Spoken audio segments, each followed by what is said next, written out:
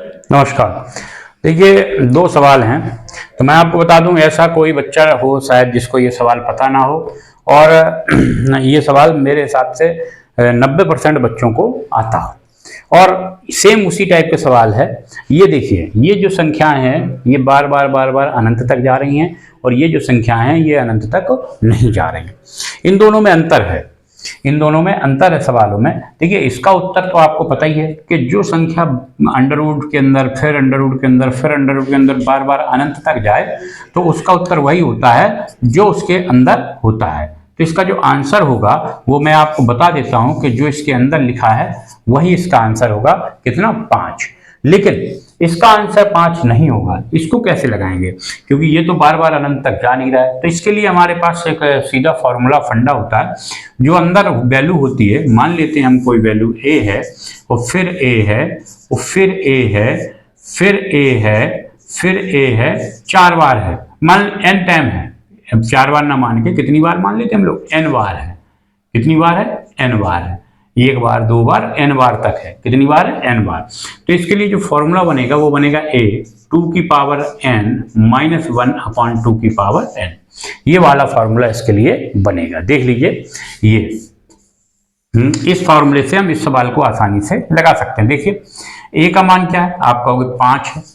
n कितना है? आप कहोगे 1 2 3 4 बार आ रहा है, तो n 4 है, माइनस 1, यहाँ 2 की घात 4।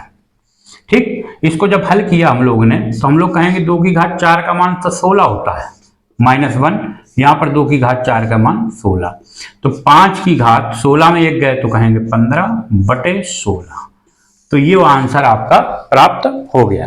देखिए, हम लोगों ने लगाया बिल्कुल सिंपल तरीके से, लेकिन मैं आपको बताऊं कि ये फॉर्मूला अगर परीक्षा में आप भूल जाते हो, परीक्षा में ये फॉर्मूला भूल जाते हो तो करेंगे क्या?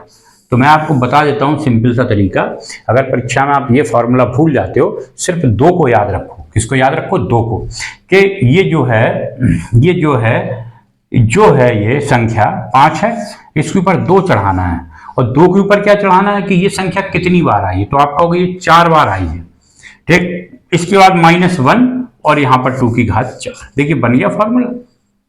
अब यहां पर फिर आ जाएगा वही, हल करेंगे 16 माइनस 1 और यहां पर 16, तो 5 की घात 15/16। अब और सरल कर लेते हैं, 2 बार हो गया। तीसरा सरल क्या है? हम लोग कहेंगे कि ये गिनो 1 2 3 4, तो आप कहोगे 2 की घात 4, बस जितना हो उतनी घात 2 के ऊपर चढ़ा दो, तो इसका मान आप कहोगे 16 है। कितना है? 16। तो एक कम ऊपर चढ़ा दो और बकाया नीचे पूरा जहां। देखिए, 5 की घात 15/16, एक कम करके ऊपर और बटे 16।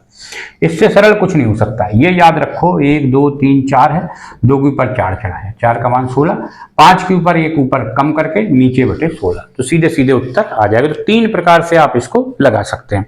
तो एक सवाल मैं आपको देता हूं, आपको लगा के मुझे बताना है। √7 और √7 3 बार है। इसका उत्तर आप मुझे कमेंट बॉक्स में अवश्य दें।